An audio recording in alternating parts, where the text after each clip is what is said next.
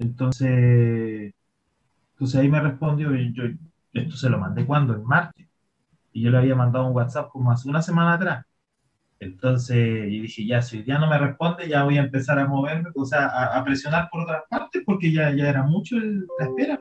Y justo dije, ya, si a las 3 no me llega nada, mando un correo. A las 2:58 llegó el correo entonces Salazar diciendo, no, que supuestamente habíamos mandado tu tesis a la comisión y estamos a la espera de recibir los comentarios. Entonces dije, bueno, le voy a preguntar a la propia Leti si es que recibió algo, porque si no recibe nada, eso quiere decir de que no se habían preocupado en todo este tiempo y quién sabe si fui el único que no se habían preocupado, porque no creo que haya sido el único que haya mandado modificaciones de tesis. Claro.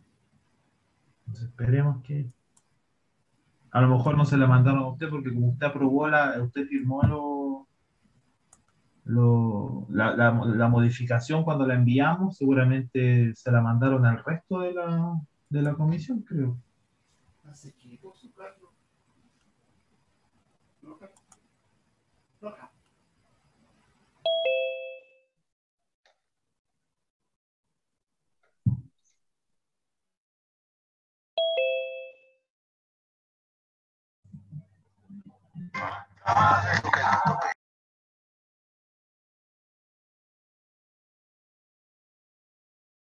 Hola, ¿cómo están todos? Hola, profe. Bien, ¿y usted cómo ha estado? Bien también. Con frío, estoy entumida de frío. Para variar un poco, yo con frío. Sí, estamos súper fríos, está lloviendo harto. Sí. Necesito la ayuda de uno de ustedes, al que le haya gustado la experiencia COIL y esté dispuesto a grabar un podcast chiquitito. Tendría que hacerle una llamada por teléfono o por Zoom, cosa de ponerlo por micrófono. Quiero hacerle este fin de semana. ¿Hay algún voluntario?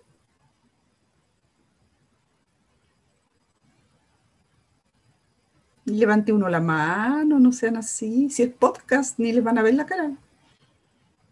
Yo le hago una pequeña pregunta y ustedes la preparan.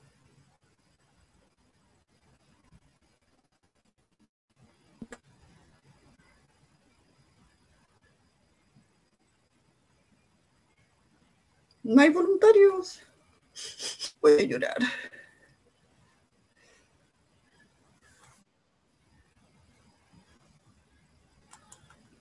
¿Tú ves cuando llega alguien, Rodrigo, Sí, o lo no? estoy emitiendo mientras que van llegando. Ah, ya, porque yo cuando empiezo a compartir pantalla dejo de ver. Sí, no se preocupe, yo lo voy a agregar. Ya.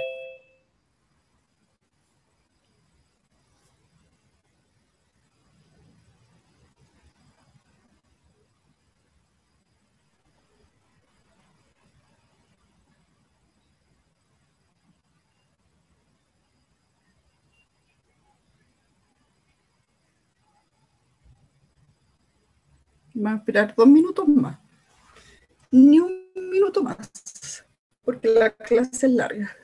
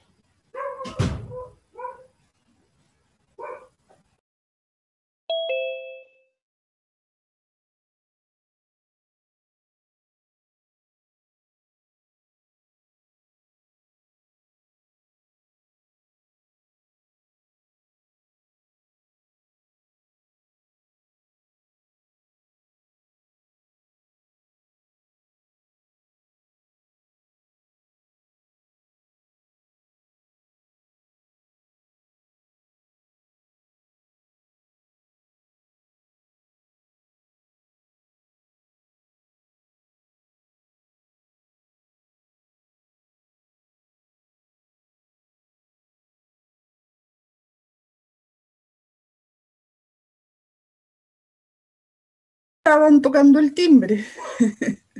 Ya, vamos a partir nomás porque Rodrigo admite a los que vengan llegando.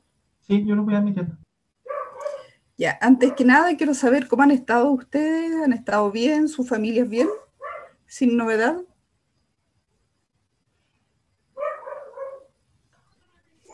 Sí, sin novedad. Hasta el Qué momento todo bien. bueno, qué Acá bueno. igual, sin novedad. Ya, me parece. Cuídense mucho, que la variante Delta anda por aquí. ¿Profe, ha sabido de algún caso que ya esté en la región? De caso Delta no, pero en la urgencia de respiratorio en la clínica alemana están llegando muchos pacientes COVID, lo que no había pasado hacía varias semanas. Oh, no puede ser. No, y Sí, yo tengo una compañera que está trabajando en la serie de salud y a ella le confirmaron que un paciente que venía con Delta estuvo en contacto estrecho en el avión y estaba sentado justo al lado y venía para Temuco. Entonces, seguramente No, ya debe andar por acá. Mm, sí, yo creo que ya llegó también. sí. no, no puede ser. Ven ahí bien, ¿no es cierto? Pero me olvidé de grabar, así que voy a Profe, tener que, a ver aquí, grabar. Ahí está. Recording in progress. Bien, hoy día les correspondía ver diagnóstico de microbiológico, pero voy a aprovechar de contarles también algo de lo que hacemos nosotros, que también algo tiene que ver con el diagnóstico microbiológico. Bueno, nosotros trabajamos con aplicaciones biotecnológicas de bacterias antárticas. Nuestro laboratorio queda en el edificio de biociencias, en el 4.º piso de la Facultad de Medicina, y las principales objetivos de nuestro laboratorio es descifrar la diversidad dinámica de las actinobacterias en diversos ambientes antárticos, buscar enzimas activas en frío, ya sea proteasa, celulasa, lactasa, para determinar su posible aplicación biotecnológica, puesto que la industria cada vez demanda más enzimas que sean activas en frío, es decir, a temperatura ambiente idealmente, y de identificar metabolitos secundarios con actividad antimicrobiana para hongos fitopatógenos y bacterias de importancia clínica. Y últimamente hemos estado trabajando con genómica y metagenómica de bacterias y suelos antárticos. Bueno, ustedes preguntarán por qué la Antártica, y la explicación es muy sencilla. Aquí queda Chile y Argentina, y aquí está la península antártica, que es territorio que reclaman tanto Chile como Argentina. La Antártica es de todo el mundo, pero se va poniendo como suelo chileno donde van estableciéndose bases. Entonces, en esta península antártica que ven acá, están las bases chilenas de la Fuerza Aérea, de los marinos, la militar y también una científica, que es la base Julio Escudero, que depende del Instituto Antártico Chileno, pero también están las bases rusas a 1 cuadra, la base china a 1 kilómetro, entonces es un ambiente bien entretenido cuando uno vaya.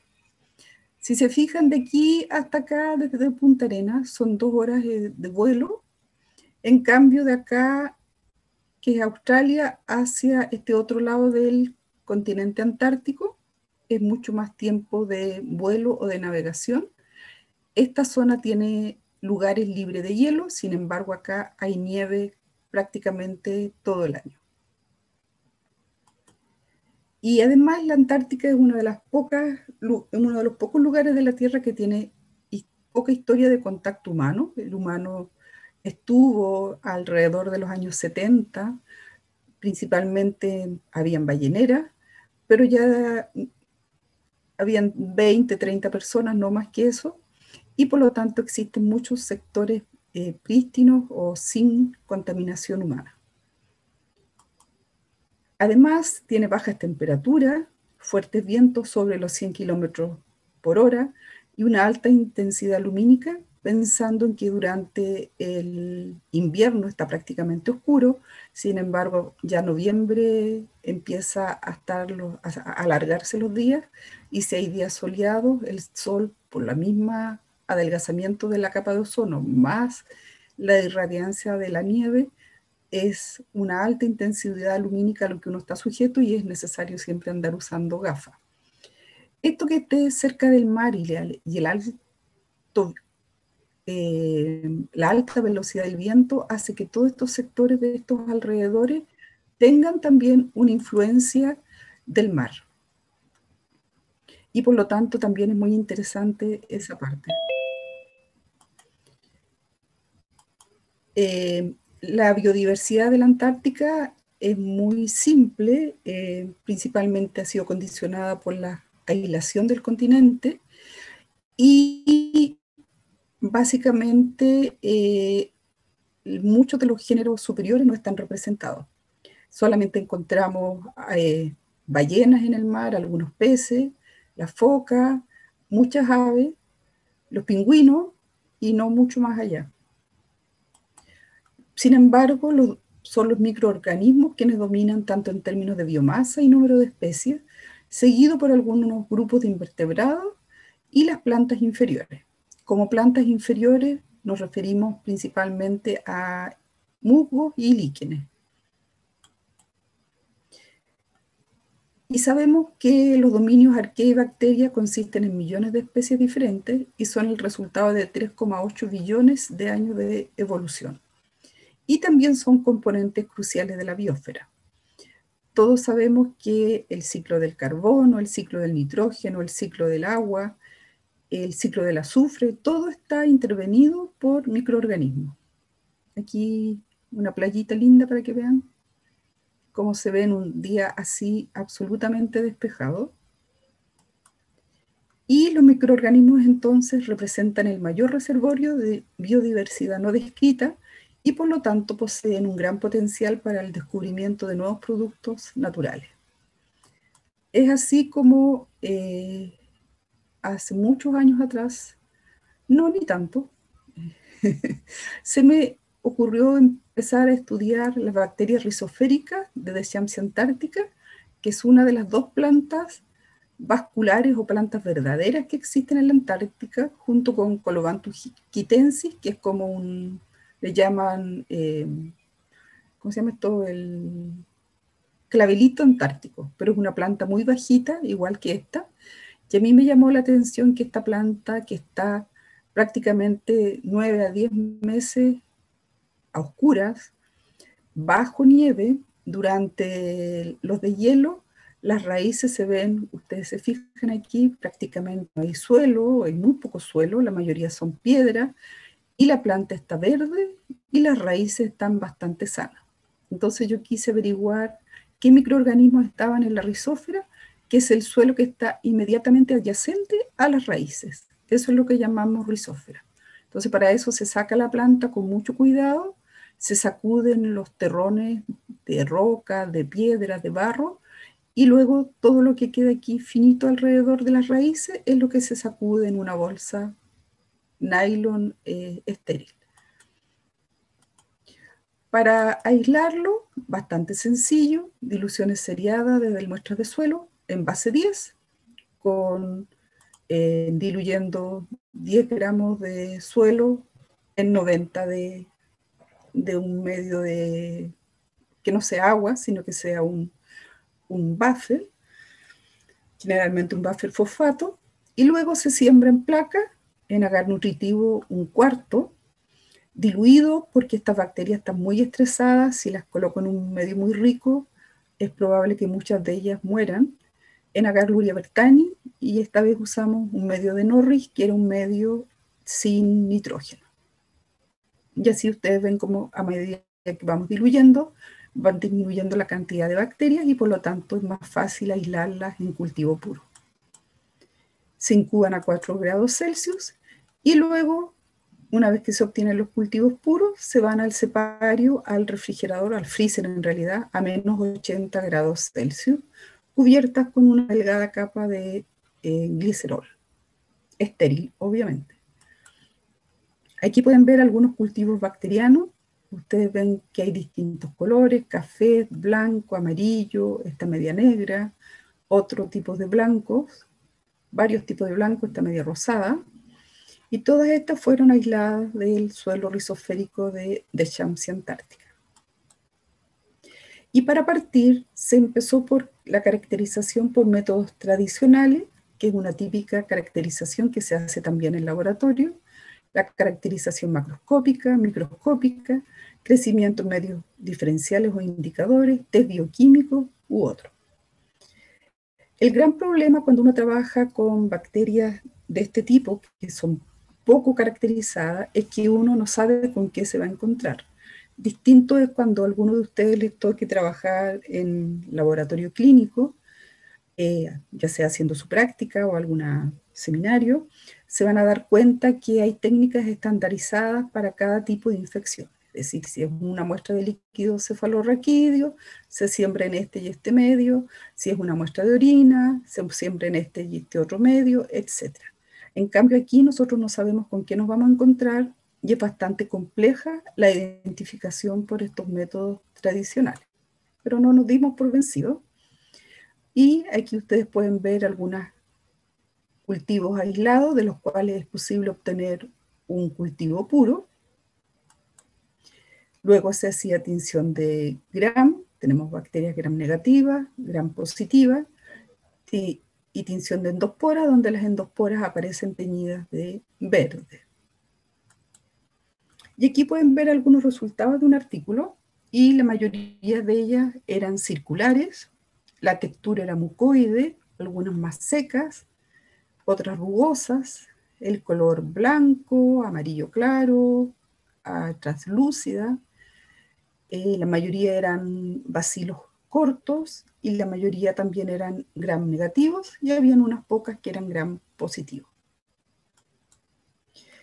En fitopatología se utiliza, fitopatología que estudia las enfermedades de plantas, se utiliza mucho este medio BD-King, que fluorece cuando uno lo coloca bajo luz ultravioleta. Este medio BD-King tiene distintos tipos de azúcares y es un medio indicador y diferencial para pseudomonas.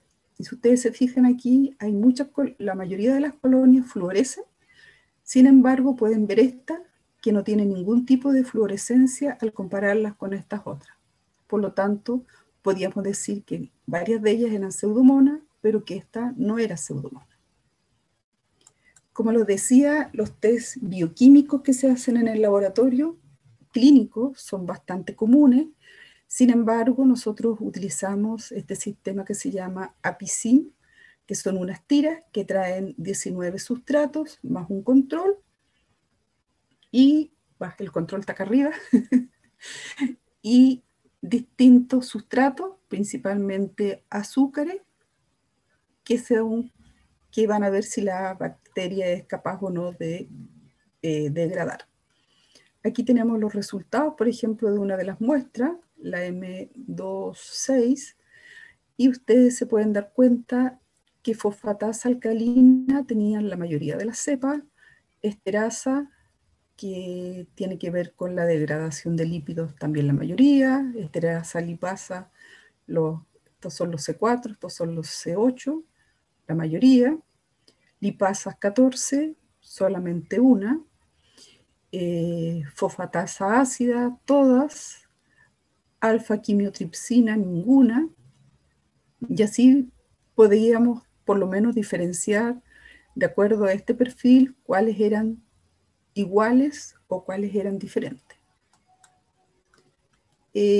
Aquí tenemos también algo que hicimos, que fue la resistencia a antibióticos. Utilizamos una batería de varios antibióticos, y lo que nos llamó mucho la atención de que la mayoría de ellas son resistentes a los antibióticos utilizados en cantidades superiores incluso a las que se usan como medicamento. También ellas eran muy resistentes a algunos, a cobalto, a zinc, a mercurio, es decir, a metales pesados, y aquí vemos como a cadmio habían un par que eran resistentes, a cobalto, algunas muy resistentes a cobalto, a zinc, la mayoría resistentes a zinc, a mercurio, también muchas de ellas, Todas crecían a 4 grados Celsius y ninguna crecía a 37 grados Celsius. Entonces, aquí para explicarles un poco que existen bacterias, las mesófilas, que son las que tenemos, las que nos afectan comúnmente a nosotros, las que nos enferman, o las que están en nuestra superficie corporal o en nuestros intestinos. Son bacterias mesófilas y ellas crecen a los 37 grados Celsius. Tenemos las bacterias termófilas que crecen sobre 45 grados Celsius. Y tenemos las bacterias psicrófilas que crecen generalmente bajo los 4 grados Celsius. Pero entre las psicrófilas y las mesófilas están las psicrotolerantes, cuya temperatura, o sea, ellas no resisten los 37, pero su temperatura ideal está alrededor de entre los 17 y 20 grados, que es precisamente lo que podríamos llamar en esta zona zona sur, temperatura ambiente. Lo otro relacionado con la resistencia a antibióticos y la resistencia a metales pesados, pensamos que se da más que nada porque en los mismos plásmidos en los cuales está la resistencia a antibióticos, está también la resistencia a metales. Dada la escasa cantidad de nutrientes que tienen estas bacterias, tienen que desarrollar defensa, y una manera de esa es ser tanto resistente a los antibióticos como también producir antibióticos para eliminar otras bacterias que pudieran estar compitiendo con ellas. Fue así como también hicimos la caracterización por métodos moleculares. Para eso obtenemos el DNA bacteriano y realizamos la identificación de las cepas por medio del gen 16S ribosomal. Este es el mapa de Escherichia coli que fue publicado en el año 96, y aquí ven regiones variables y regiones conservadas, y fue en estas regiones variables en las cuales se diseñaron partidores para trabajar con este gen 16S. Nosotros en el laboratorio utilizamos el gen 27 forward y el gen 1492 reverso. ¿Qué quiere decir? Que con esto logramos amplificar aproximadamente 1500 pares de base si mandamos a secuenciar en ambos sentidos. Y acá está el 27 forward y el 1492 reverso. Después que nosotros hacemos, tenemos nuestra muestra de DNA, hacemos un PCR con ayuda de estos partidores, más, si ustedes se acuerdan, de un buffer, el DNA bacteriano, los 4 dinucleótidos trifosfato y la enzima, la enzima que va a ayudar a que estos partidores que tengamos vaya elongando. ¿Alguno se acuerda cómo se llama esa enzima? Acuérdense de replicación. Una DNA polimerasa.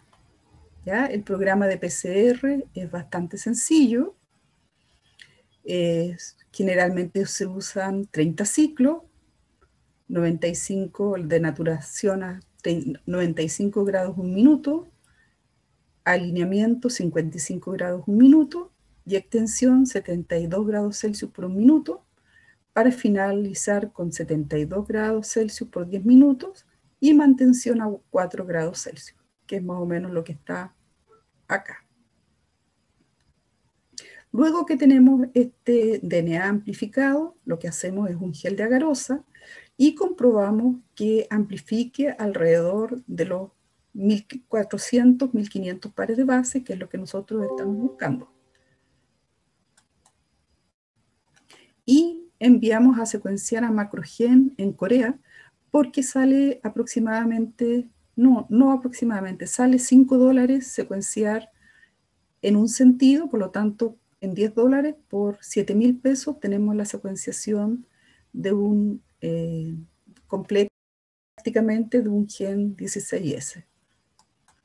Lo que nos llega de allá de Macrogen son estos electroferogramas, que son todos estos que vienen aquí, las las bases y todos estos PIC, y estos limpian en un programa computacional para dejar solamente, porque se fijan que aquí de repente hay varios, para dejar aquí el programa decide más o menos cuál dejar, y nosotros finalmente el mismo programa nos traduce al archivo FASTA, que fue lo que vieron con Katia, y si yo hago esto, si yo copio este archivo FASTA,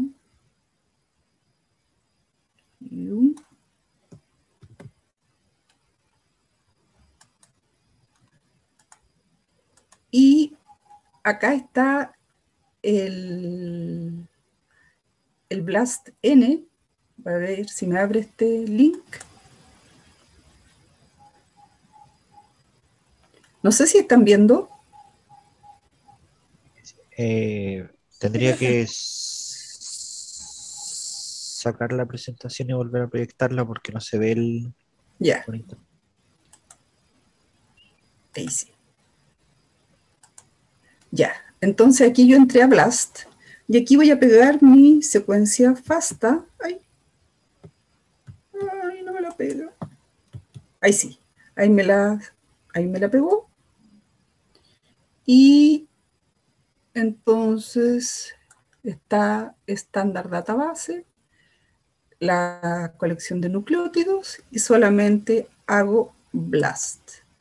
Y aquí nos quedamos esperando unos segunditos.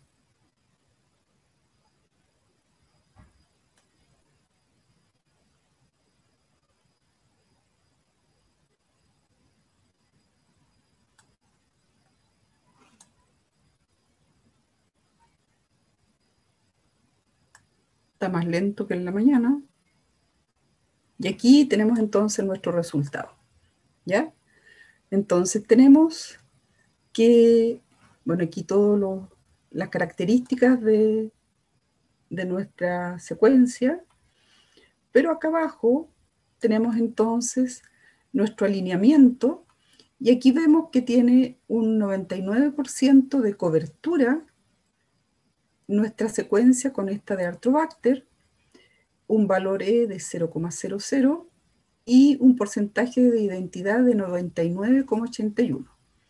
No elegí esta otra de acá que tiene 100% porque tiene 99,61. Entonces, si yo pincho aquí,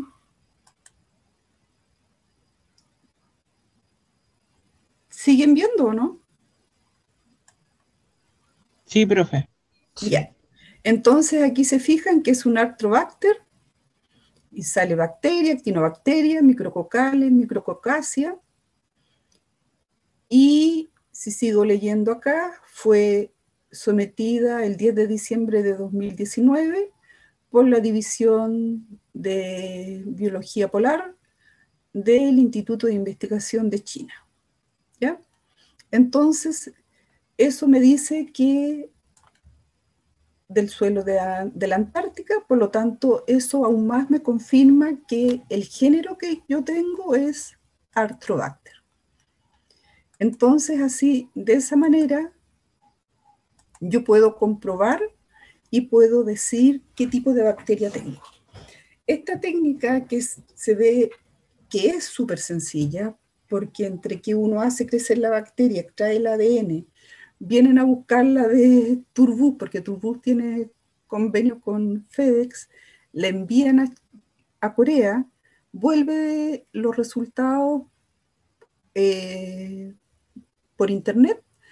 Aproximadamente, si uno los manda un día viernes, va a tener los resultados de la próxima semana un jueves, miércoles o jueves.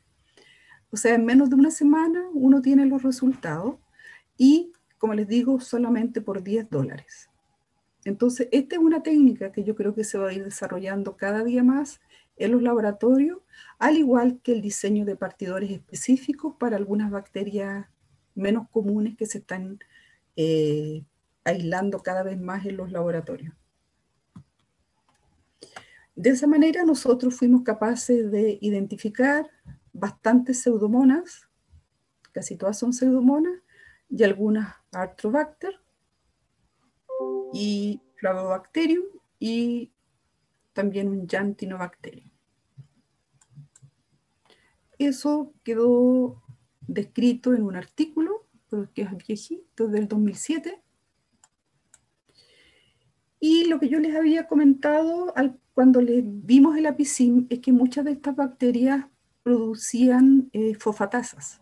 Y nosotros las hicimos crecer en un medio de cultivo que quedó opaco, que lleva algún tipo de fosfato, en este caso roca fosfórica, que es un fertilizante muy usado en la región, y vimos que se formaban halos en la mayoría de las cepas. ¿Por qué es importante el fósforo? Porque nuestros suelos, prácticamente de la zona central hasta el sur de Chile, son derivados de cenizas volcánicas, y si alguno tiene papá o conocido agricultor, va a saber que lo que más se necesita es aplicar fertilizante fosfatado o fosforado a los suelos, puesto que hay mucho fósforo en el suelo, pero este fósforo está aquelado con el aluminio, está retenido por el aluminio, y el fósforo disponible para las plantas es apenas un 2 o 3%. Por lo tanto, es necesario a todos los cultivos de trigo, de papa, de avena, aplicar grandes cantidades de fósforo. Y fue así como empezamos a hacer un ensayo con plantitas de tomate. Esta T18 era de la Antártica. Esta era una cepa comercial que nos conseguimos un inoculante que decía que solubilizaba fósforo en Argentina. Y este es el control que tenía la cantidad de fósforo que se le agrega a una planta de tomate. Y ustedes ven aquí cómo la cepa antártica hizo crecer esta planta mucho más grande, el soporte, el tallo era mucho más grueso que estas otras dos. Acá vemos la planta mucho más verde, mucho más grande, con mucha mayor producción de raíces. Y fue así como hicimos una patente que ya fue aceptada el año 2013, que es prácticamente todo lo que yo hice durante mi tesis doctoral. Y de ahí, el año 2012, me gané un proyecto del Instituto Antártico Chileno, que decía, su título era Diversidad de actinobacterias en ecosistemas antárticos y evaluación del potencial biotecnológico de sus metabolitos activos. Y para que ustedes, los que no han hecho microbiología, sepan qué son las actinobacterias, son bacterias gram positivas con alto contenido de guanina citosina. Constituye uno de los filas bacterianos más grandes. Aquí tienen un cultivo en una placa, y si se fijan es en una colonia seca y así media pulverulenta, porque muchas de ellas producen esporas. Al verla a la tinción de Gram se ven como ramas, aquí se ven ramitas y algunas esporas, y aquí vemos también algunas en el microscopio electrónico. Dentro de las actinobacterias está el género Streptomyces, y este género Streptomyces, aproximadamente el 80% de los medicamentos que se conocen o que se disponen en el mundo para tanto hombres como animales son derivados de este género Streptomyces. Como dice aquí, producen un micelio análogo al micelio de los hongos filamentosos, producen esporas que también se llaman conidias, al igual que la de los hongos, y cuando empieza a llover, no sé si ustedes han sentido alguna vez ese olor a tierra, y ese es el olor que dan estas actinobacterias, que es el olor de la geosmina. Son aerobios estrictos y producen muchas enzimas extracelulares. Entonces, yo tomé primero mi vuelo desde Punta Arenas hasta acá, hasta esta base. A la base, aquí está la base de Escudero, y luego tomé el crucero antártico, como le digo yo, porque en un barco de la Armada nos llevaron a estos distintos puntos que están aquí marcados en rojo. Aquí está la isla de Excepción, que es un volcán que está inactivo, entre comillas, porque la última erupción fue allá por el año 58, y aquí hay una pequeña entrada, y entre el mar, entonces el barco se estaciona y uno pasa la noche aquí en el cráter del volcán, y es impresionante ver en la noche cómo se ve fuego, la lava que va saliendo, y el vapor, y es aquí también donde llegan los barcos turísticos con cientos de turistas que se bajan y se bañan, dicen que se bañan en la Antártica, pero en realidad esa agua está prácticamente hirviendo. Yo lo alabo como valiente, porque el salirse de esa agua y llegar y salir de esa agua en traje de baño al frío, eso sí que es ser valiente. Los zapatos teníamos que tener cuidado porque se nos podían derretir al caminar por la arena, se nos empezaban como a salir mucho humito de la base de la suela de los zapatos. Ahí tomamos muestras de distintos lugares y tomamos muestras desde suelo, desde sedimento marino que nos tomó un buzo que andaba, desde agua de mar y también desde hielo. Aquí las mismas diluciones seriadas, pero ya con medios de cultivo más orientados a buscar actinobacteria, agar marino, medio M1, medio ICP1, ICP2, hay hasta el ISP9, que son todos medios que tienen distintos componentes para poder aislar actinobacterias, generalmente un alto contenido de avena. También incubación a 4 y a 15 grados Celsius, esta vez lo aumentamos un poquito la temperatura, obtención de aislamientos en cultivo puro y el cepario a menos 80 grados Celsius. Aquí pueden ver algunas colonias y aquí pueden ver una típica colonia de probablemente una Streptomyces, porque son más pulverulentas, producen esporas. Es a no confundirse con porque es un hongo, pero también hay estas colonias así que son más secas, más jugosas y generalmente son Arthrobacter. Y fue así como, identificamos muchos géneros, distintos géneros, pero predominaban los Arthrobacter, con algunas en menor número Streptomyces, Rhodococcus y también Brevibacterium, Curtobacterium, Janibacter, Noelia, Thermoleophyllum, que son bacterias que estoy segura que nunca ustedes van a volver a oír hablar si no me escuchan hablar a mí o a alguno de los estudiantes del programa. Y con estas también, si se fijan acá, están los antibióticos que utilizamos. Y si se fijan, Janibacter limosus era resistente a prácticamente todos esos antibióticos. Noelia era sensible ya a unos 4, pero resistente a varios de ellos. Rhodococcus, también resistente a varios de ellos. Sin embargo, este Rhodococcus era resistente a todo, pero si se fijan aquí entre medio, este Rhodococcus luteus era sensible a todos los antibióticos. Y fue así como con alguna de estas cepas, una Streptomyces sp, vemos aquí cómo es capaz de inhibir a Enterococcus fecalis, a Bacillus cereus y a Staphylococcus aureus.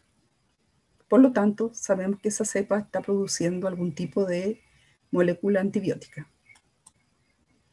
También trabajamos con algunos hongos fitopatógenos, y en este caso Phytophthora infestans.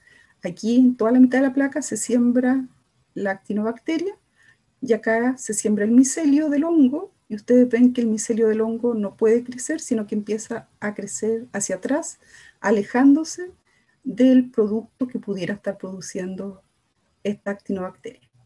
Lo mismo acá, que ni siquiera se fijan que se va achatando aquí, y este es el control sin ningún tipo de actinobacteria. Y fue así como muchos de los Arthrobacter tienen mucha efectividad contra Rhizoctonia solani, que es un hongo que afecta a las papas, a las solanáceas, también a los tomates. Thermoleophilum minutum, que es una bacteria muy poco descrita, también tenía actividad, pero ya contra algunas cándida, Staphylococcus aureus o Escherichia coli. Brevibacterium antarcticum, que también era muy producía algún tipo de antibiótico contra hongos fitopatógenos. Y esto quedó reflejado en un artículo del año 2020, si no me equivoco, en el cual publicamos la evaluación de la actividad antifúngica de actinobacterias antárticas contra hongos fitopatógenos. También yo les comentaba al principio que las enzimas activas en frío están siendo cada día más demandadas por la industria. Y aquí tenemos la actividad proteolítica que se estudia en gelatina, y ustedes ven la formación de halo, que indica que están destruyendo esta gelatina, esta proteína. Actividad amilolítica, que también es la amilasa, es otra proteína, y esto, la placa se ve negra porque se tiñe con Lugol. Actividad celulolítica, con carboximetilcelulosa la placa, y ustedes ven también la formación de halos. Y en este cuadro se muestra la actividad proteolítica, amilolítica, celulolítica o lipolítica, y se dan cuenta, pueden observar que todas las bacterias tienen a lo menos una actividad, si no varias de ellas, como esta de aquí. ¿Ya? La actividad lipolítica era la más común, al igual que la proteolítica. Y eso también quedó en otro artículo del año 2017. Y después tuvimos un proyecto con la Universidad Federal de Río de Janeiro y trabajamos con biosurfactantes, en la búsqueda de biosurfactantes y bioemulsificantes. Los biosurfactantes y los bioemulsificantes son muy necesarios para todo lo que es lavado en frío, porque separan la capa de lípidos, de aceite, de los materiales, y también son muy útiles, podrían ser muy útiles en derrames de petróleo. Y siempre muestro esta figurita porque me gusta, porque se llama el aplastamiento de la gota. Esta es la gota control, que solamente lleva agua con agua, y ustedes ven que se ve así la gotita, y acá esta gota de agua, de aceite, perdón, no, esto es aceite, sí, la gota de aceite, y le colocamos el aceite de oliva, y le colocamos una gotita del medio de cultivo de esta cepa, y ven cómo se aplana la gota. ¿No? Entonces, después se mide con un pie de metro cuál es el diámetro del aplastamiento de esa gota. Acá pueden ver la estabilidad de la emulsificación con aceite, en aceite de oliva, y acá el agua destilada con el aceite, que nunca se mezclan, y estas son capas que permanecen así mezcladas, y eso después esto empieza a bajar. Y eso quedó también reflejado en otra publicación, en una revista muy buena, que fue también del año 2018, si no me equivoco, 2019. Con la Universidad de Queens, en Canadá, tenemos un trabajo que está un poco en veremos por la pandemia, que es la búsqueda de proteínas anticongelantes para aplicarlas en procesos de congelación, crioconservación o vitrificación. Y con la Universidad de los Andes en Santiago también tuvimos un proyecto en el cual buscamos lactasas activas en frío. La lactasa, como ustedes saben, a medida que el hombre va aumentando en edad, se va haciendo más intolerante a la lactosa, a todos los productos lácteos, y ya hay lactasas comerciales, pero la idea era producir una lactasa que pudiera servir a la industria.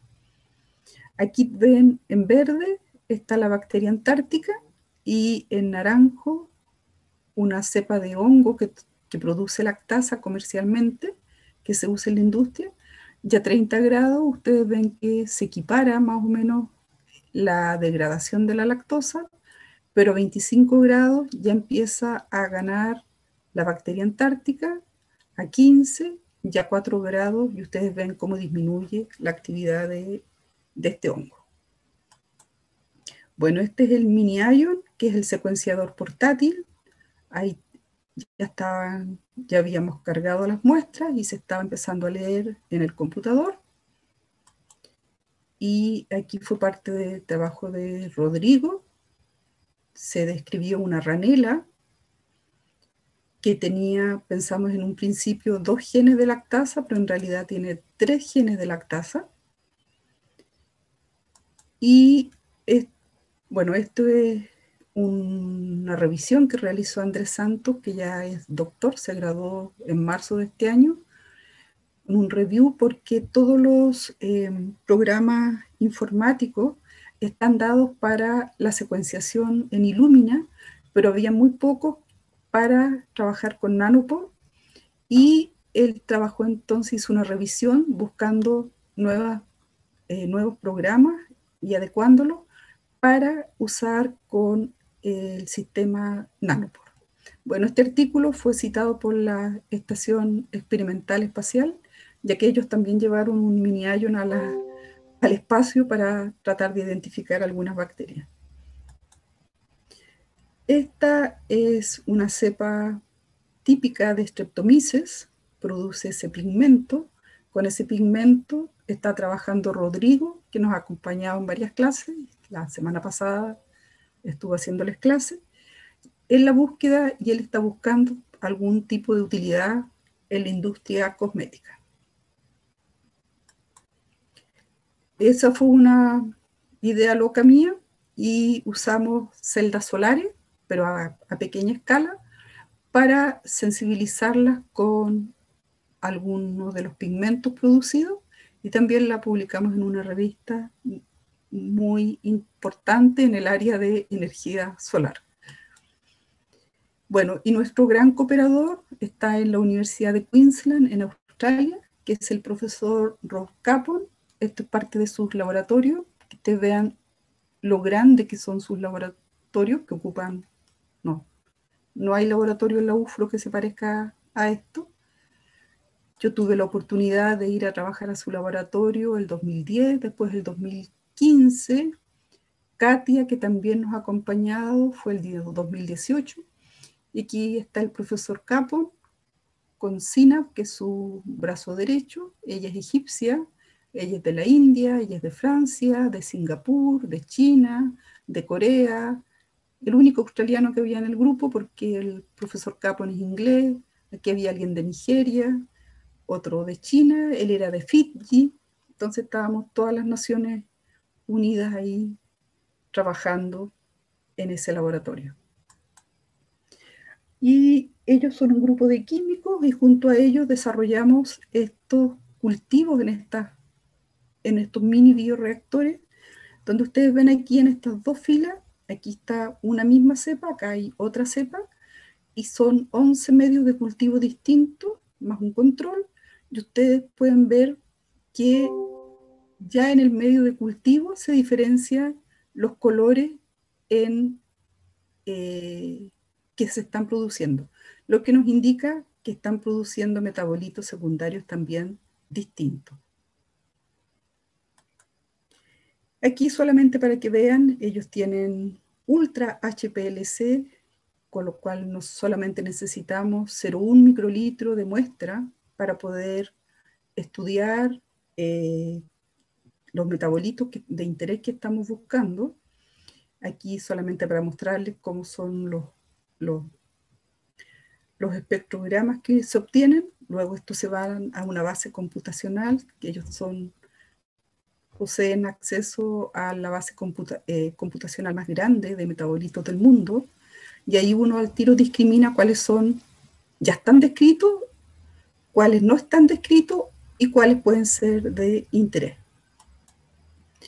Y eso, el trabajo de Katia, quedó también en otra revista bastante importante, el Scientific Report, el año 2019, que trabajó principalmente para el descubrimiento de antibióticos. Hemos seguido produciendo más artículos, también para elicitación de compuestos antimicrobianos. Esta es un review sobre distintos trabajos en búsqueda de antibióticos de cepas antárticas. Este es un trabajo de Rodrigo, de pigmentos naturales de origen bacteriano y sus aplicaciones biomédicas. Este es un trabajo de Andrés, que encontró también nuevas arqueas en el tatio. Y este es un trabajo loco que hicimos, que son las comunidades bacterianas en muestras de fecas de Myotis chilensis, que es el murciélago de la fruta que existe en el sur de Chile. Bueno, este año tuvimos la gran alegría de ganarnos un Fondesit regular que dura hasta el año 2025, que va a trabajar con todas las tecnologías ómicas para tratar de buscar metabolitos desde actinobacterias y cianobacterias, desde ambientes extremos, principalmente desde la Antártica. Y están todos cordialmente invitados cuando se abran el laboratorio a visitarnos. Ya está el doctor Claudio Lamilla y el doctor Andrés Santos, que se graduaron del laboratorio. Está Rodrigo, que ya va en tercer año. Claudia y Katia, que deberían graduarse este año, y Matías, que entró este año. Y aquí algunos de los que formábamos parte del laboratorio. Acá para mostrarles solamente que ser investigador y más en la Antártica no es fácil, porque había que saltar de este bote Zodiac a este bote Zodiac. Aquí vamos pasando algunos implementos, saltar este otro bote Zodiac, y aquí si se fijan, esto es una escalera de gato, que es una escalera de cuerdas con unos palitos así. Piensen que este mar se está moviendo y que hay viento generalmente entre 30 a 60 kilómetros por hora. Aquí estoy con unos pingüinos que fueron a conocer esta otra pingüina, aquí tomando muestras, y la majestuosidad y la soledad de andar en un Zodiac en la Antártica. Y para finalizar esta foto, que fue tomada en diciembre, cuando el día y la noche prácticamente no tienen diferencia, porque apenas se empieza a oscurecer cuando empieza a amanecer. Así que uno no sabe si es el atardecer o el amanecer lo que está fotografiando. Así que dudas, consultas, comentarios.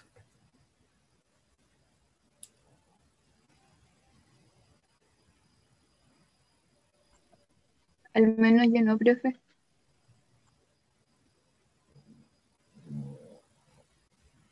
Gracias. Alguien dice que interesante todo. José Gómez. Sí, es muy interesante. Hemos tenido mucha suerte. Como les digo, ustedes van a tener, si es que vuelven a clase, volvemos algún día, van a tener clase en biociencia, así que siéntanse con toda confianza de subir al cuarto piso, por lo menos para que mostremos qué es lo que estamos haciendo en ese minuto. Bien, si no hay más preguntas, consultas, nos vemos el próximo lunes. Por favor, asistan a clase porque viene una prueba final, no se olviden. Profe, lo siento, ¿para cuándo está fijada la última prueba? Creo que el 26 de julio. 26 de julio. Sí. ¿Y cuántas clases nos quedan para terminar como lo que debería entrar para esa prueba? Nos quedan 4 clases. 4 clases. O sea, la próxima semana y la que viene. Y eh, entraría todo lo que hemos visto hasta ahora, Lo que hemos ¿no? visto desde la primera, lo que nos vimos, o sea, lo que fue evaluado en la primera prueba, no, pues, o sea, veríamos más que nada bioinformática Ujú. todo lo que es diagnóstico de enfermedades de distinto tipo y las que quedan por ver. Queda cáncer, queda también cómo se dispone un laboratorio de biología molecular, queda la parte que hizo, o sea, la parte que hizo Rodrigo eh, ¿cómo se llama? De mutaciones y de enfermedades metabólicas, después queda toda la parte de paternidad. Bueno, profe. Profe, y Muchas solo nos gracias. queda la prueba, ¿cierto? ¿O nos quedan talleres? Nos queda una prueba, pero nos faltan las notas de 2 talleres que ponerle, disculpen. Es que hemos estado Ah, locos. Pero tienen ya. buena nota, no se preocupen. El de bioinformática se lo entregaron recién, así que, pero en el que hicieron con Costa Rica, que reemplazó un seminario, ¿se acuerdan? Ahí Sí. van a tener bien buena nota. Ah, ya, profe. Y el que me ayude con el podcast va a tener mejor nota todavía.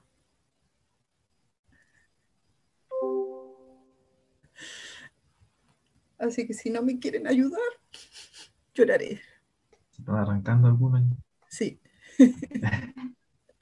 Ya, chicos, si no es para complicarles Ya, la vida. profe, yo me ofrezco. Ya, tú te ofreces. Yo me Ya, ofrezco. ya. El lunes a la hora de clase, después de clase nos quedamos un ratito, ¿te parece? Ok, sí, me parece bien. Ya, listo. Ah, Muchas profe, que gracias. esté bien. Ustedes también, cuídense mucho, que la Delta Pienso que anda por estén aquí bien. cerca.